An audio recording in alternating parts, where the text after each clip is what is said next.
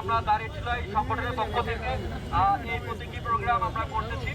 আমাদের এই প্রোগ্রামটার মাধ্যমে আমরা জানাতে চাই যে আজকের পর থেকে যেখানে আওয়ামী লীগের দালাল কিংবা লীগকে মিছিল কিংবা মিটিং করতে দেখবেন, সেখানে প্রথমে ধরবেন, ধরার পর আস্তে করে সাইডে নিয়ে গিয়ে আগে জায়গা মতো ডিম দিবেন, দেওয়ার পর তারপর প্রশাসনের হাতে তুলে দিবেন।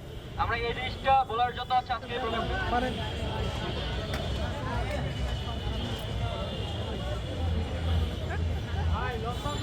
সরকার, বাংলাদেশের সরকার প্রধান যার সাথে সফর সঙ্গী হিসেবে কেউ ডিম নিক্ষেপ খেতে হয়, এক্ষেত্রে আমরা হতভাগ যে আমাদের প্রধান উপদেষ্টারা আমরা মনে করি যে সিকিউরিটি নয়, তার সাথে গেলে সফর সঙ্গী তারা ডিম নিক্ষেপ খাচ্ছে। আমাদের প্রধান উপদেষ্টা যিনি আছেন ডক্টর মোহাম্মদ ইউনূস, তাহলে তার নিরাপত্তা